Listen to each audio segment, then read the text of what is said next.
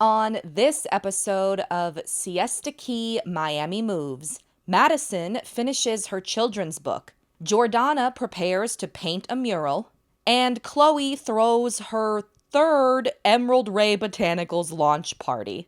I'm Lizzie Frizzle, and this is the Recap Corner. Today, we're talking about Season 5, Episode 11, called Is It Worth the Risk? In it, Sam wonders whether or not dating Jordana is worth the risk of ruining their friendship. He decides it is, and the two finally get together in what I think is supposed to be like a big, rewarding rom-com moment. But does it actually land that way? We'll find out later. As promised, the episode opens with a four-way rehash of Mike's fanverse launch party from last episode. At the beach, Juliet and Lexi agree that the clash between Amanda, Chloe, and Juliet herself ruined an otherwise pretty perfect party. We are reminded just how much Chloe hated it when Juliet called her judgmental.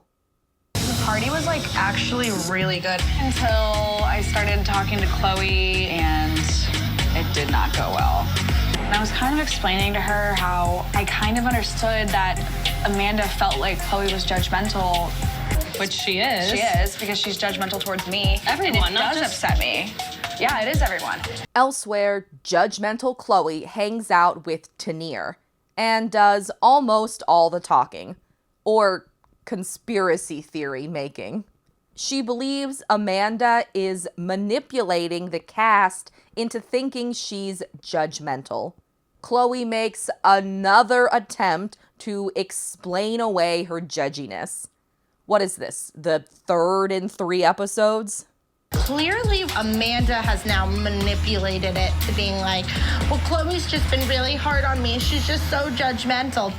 But it's like, if you're not going to live in your truth, I like to call people on their Who made Chloe the arbiter of other people's truths?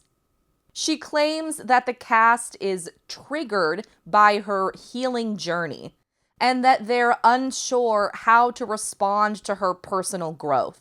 So instead, they throw little jabs at her. My opinion, I think my healing journey triggers them. They don't know what to do other than to throw little jabs at me, and I'm just over it. I'm glad to see Tanir get some screen time, but she really feels like a prop here. She gets one playful moment as the scene starts, then is basically silent for the rest of it. If you got it, why don't you Oh, bitch, you're in Dior sandals? You got some Dior sandals on. I got them for my birthday. You fancy, bitch. Thank you. You left the party without saying bye to me, by the way, and I was very upset, but I was like, know. I've done it to you a couple times. Yeah, you have. This is how I learned that Tanir was at the Fanverse launch. All season, I hoped her storyline would branch out beyond collaborating with Brandon. And I guess it had. The editors just didn't let us see any of it. Even in this scene, it seems like Tanir is only there because no one else in the cast likes Chloe enough to hang out one-on-one with her. At least within the SSKU, the scripted Siesta Key universe. And Chloe doesn't seem to like the cast much either, because she's mad at most of them. Amanda, Jordana, Juliet, and Sam. That leaves Mike, who's basically an extension of Sam, Lexi, who never has one-on-one scenes with anyone but Juliet, Mike, and Cara when Juliet's in Greece, Cara, who's been noticeably but unaddressedly absent for the past 4 episodes, Brandon, who'd make about as much sense in the scene as Mike, and Madison, who can't participate in Chloe's rehash because she's already attending another rehash. Amanda, Jordana, and Mad-Ish-sson meet at a restaurant. They all think Chloe's judgmental, and I think they need to find another way to describe her, because I've said judgmental so many times, it's starting to not sound like a word anymore. Jordana reveals that at the Fanverse launch, Chloe told her that Juliet has ugly toes, and urged Jordana to agree. She uses that as her excuse every time to like say rude things. She was doing that to Juliet the other day. She's like, Yeah. oh, she was at the party. She's like, how? Juliet's toes are so ugly, aren't they? I was like, What? no, they're actually What? very cute. This show includes at least 55 minutes of flashbacks in every episode. But now, the rare occasion that I actually want to see one, there's nothing. It makes me wonder if Chloe really said that. Either way, it's one of the strangest and meanest moments from the episode. Also one of the funniest when you pair it with Chloe complaining about the little jabs thrown at her expense. Toe shaming or not, Amanda still wants to fix her and Chloe's friendship. But Jordana advises to never waste time trying to save toxic relationships, even if they're years old. Cut to Sam's house, the epicenter of his years-old toxic relationship with Jordana. Mike arrives with food. He and Sam share a meal, but Sam wishes they were sharing smoothies. I brought you some comida. Oh yeah? What do you got? I don't know, just some green and then, well, the smoothie's mine. What? I want a smoothie. Yeah, you will. I don't like smoothies in the morning, bro. Yeah, well, so do I. Whatever, let's talk about positive stuff. Sam says he likes smoothies in the morning, but he and Mike are eating salads. I know a breakfast salad is a thing, but I also found the menu of the restaurant the food is from. It looks amazing, by the way. There is an all-day breakfast menu, but there's no breakfast salad. And I know it doesn't matter what time of day Sam and Mike eat salad. I know I'm super nitpicking that it was a waste of time finding the menu and a waste of your time recounting it all back. For that, I'm sorry. But those types of silly, so easy to fix production errors are part of what I love about Siesta Key. Anyway, what were we talking about? Oh, right. Salad. No. Mike asks why Jordana isn't at the house. Sam explains that the tension between them hasn't improved. He thought their issues would have resolved themselves by now. But instead, Jordana's spending lots of time and nights at Mad-Ish-sson's house. Mad-Ish-sson's accumulation of castmates leaving bad living situations is a great surprise end-of-season development. Mike warns Sam that as soon as he starts dating someone, Jordana won't be able to live with him anymore. But what if Jordana was the person Sam started dating? Back at the restaurant, Jordana tells Amanda and Mad-Ish-sson about Sam's bikini snatching, but they miss the point. So like the other day, I tell Sam, I don't want random girls wearing my bikinis. Then the next day, after I got upset, there was a girl wearing my bikini again. You did it again? Like, you should respect me more than these random girls that are gonna be bye-bye tomorrow. Well, then maybe that's what's why? pissing you off the most is that he's treating you like just any other girl, and you're not. Really, I guess I'm the one missing the point. Because I'm hung up on the theft and the weird power dynamic of it all. But it's been clear since last episode that this storyline is actually about Jordana catching feelings for Sam. I mean, you're constantly around these random girls. Another reason you're getting annoyed with all the girls?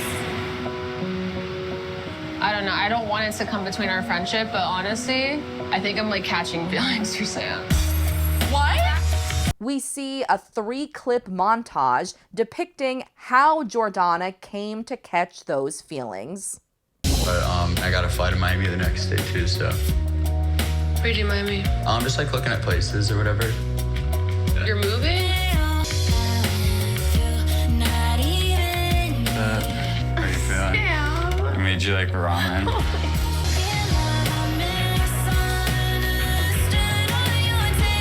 Every crush is different, but they sure do all start the same. First, your crush spontaneously moves to Miami to escape their ex. Then, your crush brings you a hot bowl of post-plastic surgery ramen. And finally, you make out in a shadowy corner at a party while your crush's fake ex watches. Later, at Sam's house, Jordana draws illustrations for Madison's children's book. Sam enters and gives Jordana the gift of earmuffs, or as he calls them, poofers. Sam's hopeful they'll block out the noise of his parties so Jordana can work productively. But when she wears them, she can hear perfectly because they're earmuffs. I got you these, by the way. It's like little poofers or whatever. So it's.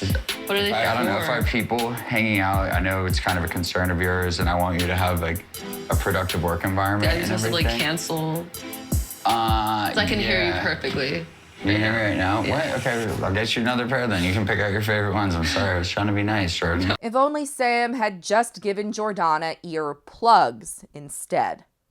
Plimpers, as he calls them. But in all likelihood, a producer handed Sam a pair of earmuffs and said, give these to Jordana 5 minutes before they shot the scene. Sam also offers to soundproof Jordana's room and to stop throwing parties altogether, though he doesn't really want to do that one. I offered to soundproof your room. I'll do whatever. I won't have people over if you don't want me to. Like, am I just supposed to chill by myself forever? I don't really get it. I'm not saying that. Jordana explains that she's not bothered when Sam has people over. She's bothered when he has women over because she's got a crush on him. I think that reason why I'm getting even more annoyed about the bathing suits or whatever the hell is because I think the feelings that I have kind of turn from like not knowing to kind of romantic feelings. Sam needs time to process Jordana's feelings, but says he refuses to lose their friendship. Later, he calls his mom and greets her by saying she looks beautiful. Hey, Mom, how are you? Hi, I'm good. How are you doing? Good, you look beautiful. Aww. Sam tells his mom about Jordana's crush, but says he wasn't going to, even though that's the only reason this scene is happening. Sam worries that dating will ruin their friendship, which is the only sentence he ever says about potentially dating Jordana. Very almost literally the only one. Despite his oft-repeated concerns, Sam's mom encourages him to ignore them and date Jordana, but above all else, to follow his heart. I think we found The Bachelor's next host if that guy from the NFL doesn't work out. First to business is Chloe and her husband, Chris. They head to Nutrilife Biosciences to meet with Nicole, the project administrator in charge of overseeing Emerald Ray Botanicals manufacturing. They trust Nicole because she and her husband got married in February, same month as Chloe and Chris, and because she and Chloe have the same favorite angel number, 222. Chloe and Chris had secured an amazing manufacturing company in Miami, and two of their project leaders were also a husband and wife team. And how long have you two been together? Nearly 10 years. We actually just had our wedding in February. Oh, so did we. Yeah. Oh, that's so nice. Yeah, twos are like our favorite number. Yeah, I have a necklace that has 3 twos, the angel numbers. Yeah, me too. This guy, Nick, the operations manager, is also at the meeting. The group decides that Emerald Ray should release a foam hand soap. Hearing Chloe and Chris conceptualize a new product lets their expertise in the field really shine through.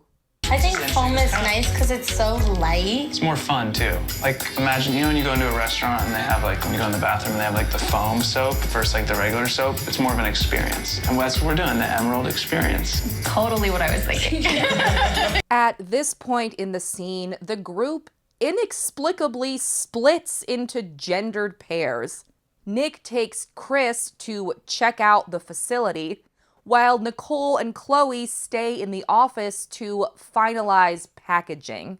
Chloe wants a day to make decisions, but there isn't time, especially if she wants the products to be ready for the upcoming Emerald Ray launch party. Wait, didn't we do that already? Twice? For some reason, this episode's party of the week is another Emerald Ray Botanicals launch. But the company's been launched since before the season premiered. We saw footage of that launch in a flashback. Then there was the launch at the spa that agreed to sell Emerald Ray in exchange for screen time. And now, is this launch party to announce the foam hand soap? Chloe tells Nicole about all the money she and Chris spent on this latest launch party, and about how much it costs them to live in Miami in general. Chloe reveals that her and Chris's long-term plans do not include staying in the city. Is this how people normally talk to their project administrator at a manufacturing company? It feels so personal. And also irrelevant to manufacturing. Speaking of irrelevant, Megan reappears in the show after vanishing 5 or 6 episodes ago. She brings Jordana to a cafe where she knows the owners. Juliet's voiceover tells us that it's weird to see these two hanging out. And I agree, because they didn't like each other the last time Megan was on screen. But there's no flashback-filled explanation of how they became friends.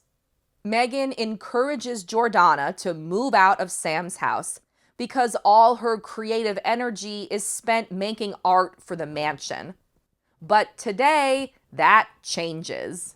The cafe owners want to install a mural on a blank wall. Megan shows Jordana's art to them, and they hire her, at least to make mock-ups for the proposal needed to get the permit needed to paint the mural. But it's a big opportunity for Jordana's art to be showcased in the heart of North Miami. Megan promises Jordana that one mural booking will lead to more, especially with all her local connections. She also calls Jordana Superwoman, just out of the blue. The final business updates belong to Juliet and Amanda. They meet for coffee, but first, Juliet's got to finish a phone call about the JMP pop-up she started planning last episode. Once again, we're reminded that if JMP fails, then Juliet won't be able to afford Miami living. All season, cast members have worried about affording Miami, except Amanda, who's also the only one not working. Sam notwithstanding.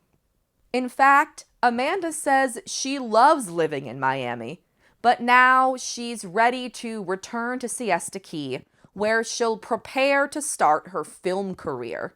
She's unsure if she wants to freelance, like It's So Easy, or get a job with a production company, like It's So Easy.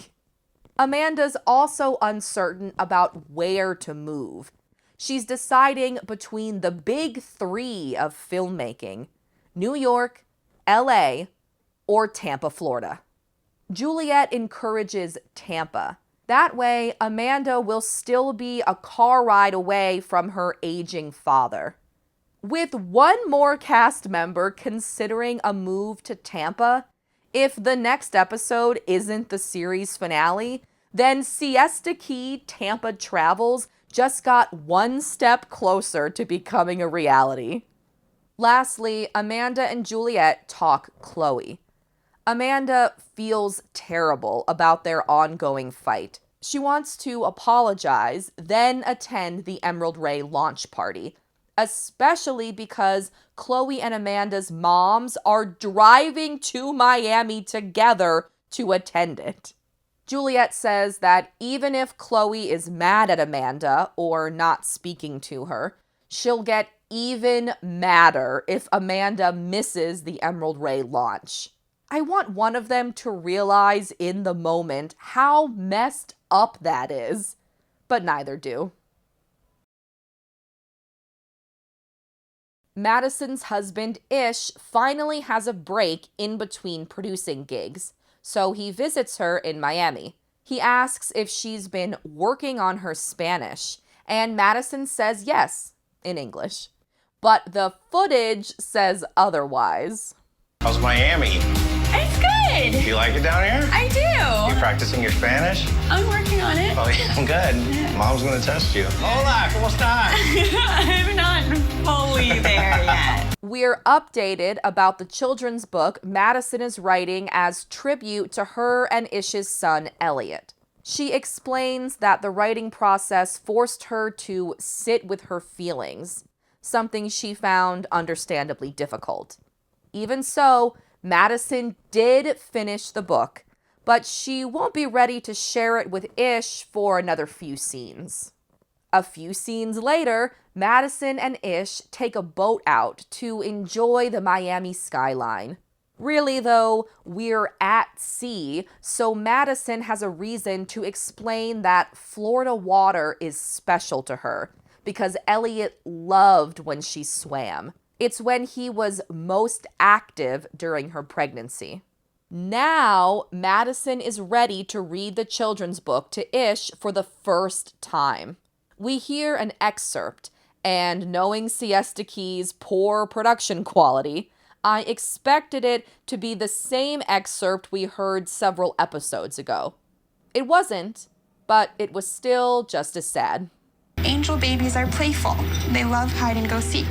Sometimes we miss them so very much, we forget that they're always in reach. We just have to keep looking for them and love them as they are. If we keep our hearts open, we can find them in the water, in the wind, in the stars. I love it. After the reading, Madison confesses that she can't stay in LA anymore because she doesn't feel connected to Elliot there. She wants to move back to Siesta Key, and Ish agrees. Up on a rooftop, Juliet and Lexi, Jordana and Madison, and Megan arrive at the Emerald Ray launch party. I think there's a vague wear green theme, or at the very least, a carry a green purse theme. Soon after, Chloe's mom, Michelle, Amanda's mom, Angie, and Lexi's mom, Amy, show up too. They ask Chloe about Amanda, and I get really confused because Chloe says to ask Amy, Lexi's mom. How is Amanda? Do you think she might come? Amy would know more than me. I mean, I think she will. Why wouldn't she say to ask Angie, Amanda's mom? Did Chloe just say the wrong name? And did the editors just use the take anyway? Later, Amanda does show up. She gives Chloe flowers, but Chloe is cold and doesn't talk much other than to ask if the flowers are real. And I just wanted to bring you some flowers, tell you I love you. I'll put these here for you. Are they real? Yeah. Wow, I've never seen flowers like that. All right. Have a good night. Juliet tries talking to Chloe too. It goes better than Amanda's attempt, but not by much. She starts by apologizing for calling Chloe judgmental, which Chloe loves. But then she doesn't actually mean it, which Chloe no-loves. I just wanted to apologize for saying that you're judgmental. I'm not saying that's not true. Chloe wants to know what she judges Juliet on. We see a montage of Chloe criticizing Juliet and Clark's relationship, which is just one example. Where's Clark? He's coming. I certainly hope so. One of the best parts of being in a relationship is the fact that you have someone there that's like gonna comfort you and supporting you, and he doesn't do that. I wish my boyfriend was here. Grace is always with you. It's a supportive husband, that's what it is. Yeah, but he should show up for you. Chloe's response is another iteration of the same stuff she's been saying for several episodes. It's getting repetitive to the point of I'd be fast-forwarding through her dialogue if I didn't like talking about it so much. I hear you, but there's a lot of like, you're judgmental and you do this, and it's very hurtful to say that to a friend. You are judgmental. Chloe also reiterates the stuff she said to Tanir about people feeling triggered by her personal growth. It was then that I realized that Chloe's good friend Tanir didn't get invited to the Emerald Ray launch party. Juliet explains that it's Chloe's words, not her healing journey, that upset the group, because they're what's actually hurtful, not being called judgmental when you are. I mean, why do you think Amanda's calling you that too? Do you think we just pulled it out of our ass? I think it's your guys' own insecurity about what you're doing, and I think No, it's my the way you healing speak journey to us. triggers you. It's because you don't have a filter. And has that ever changed? It still hurts. Okay. Chloe responds like Chloe responds.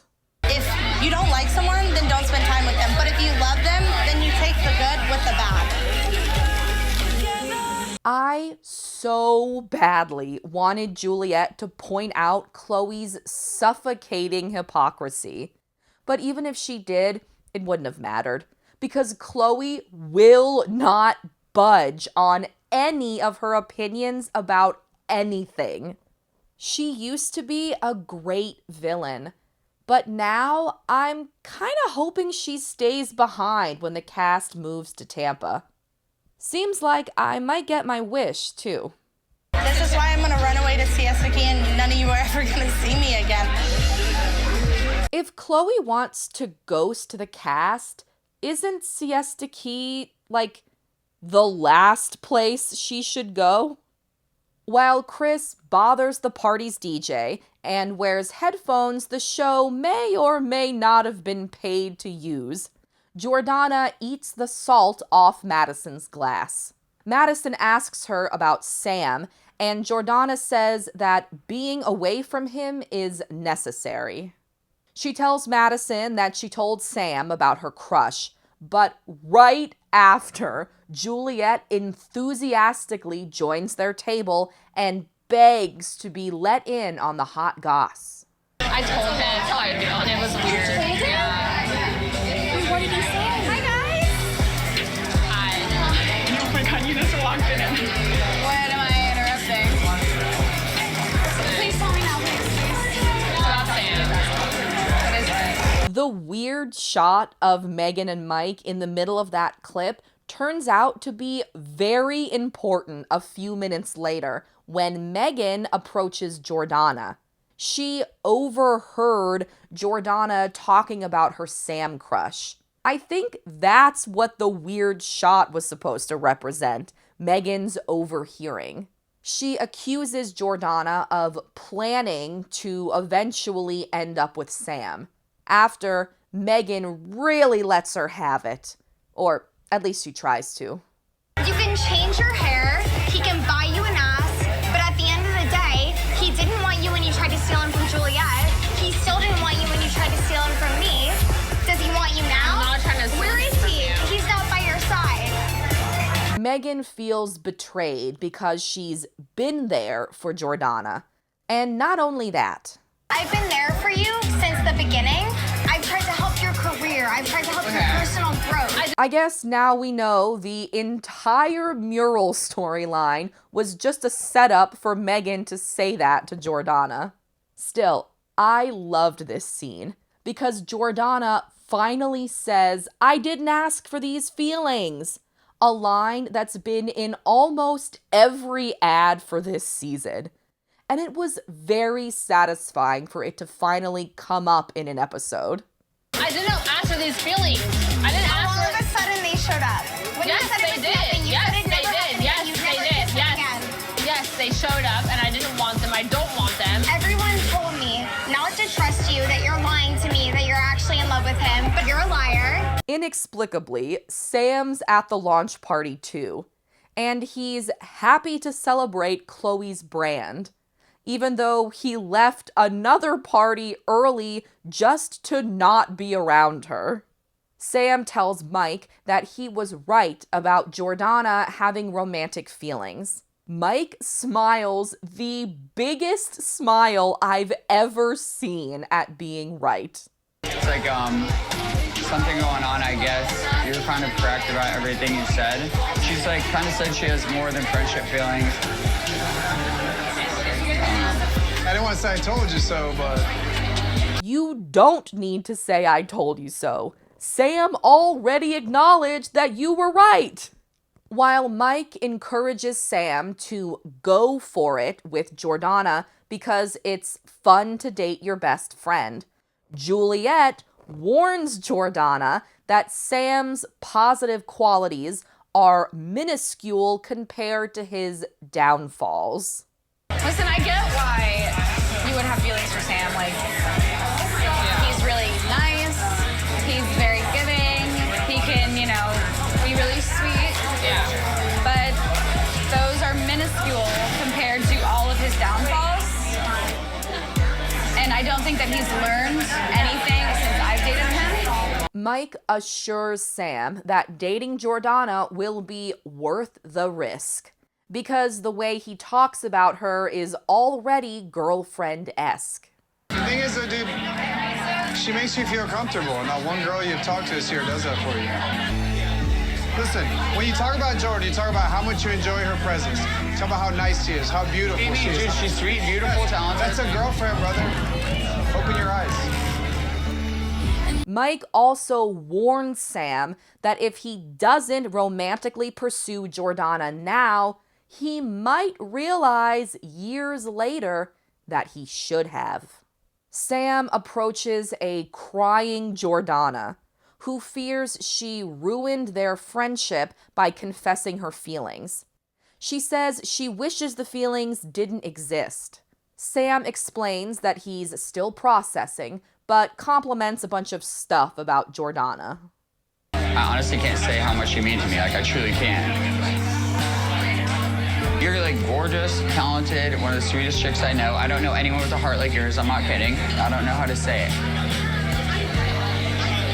Hearing Sam call Jordana a gorgeous chick, it's hard not to get what she sees in him.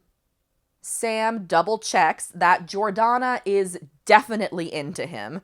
She says yes, and the episode ends as they start making out.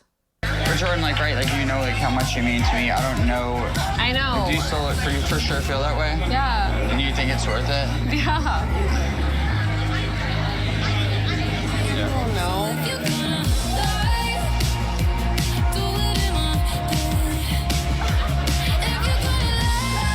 Mike is excited to video it, which is exactly what he did when he saw Sam and Juliet making out last season.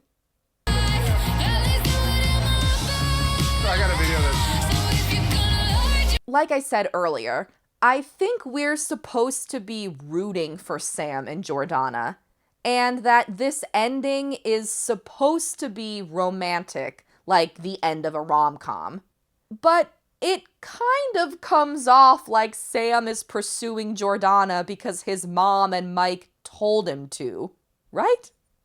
Thanks for watching. Come back next Wednesday for another Siesta Key Miami Moves recap, when Juliet begs Amanda and Chloe to make up, Brandon and Tanier get a live performance gig, and Sam tells Jordana he sees his mom in her. In the meantime, if you're so inclined, please like and subscribe. Thanks again. See you next Wednesday. Bye. How are you doing? How's life? Life is good. Honestly, I just love living with Madison. No, I honestly feel like Madison would be the best for me. I love it. I don't get bitch shot when I come home.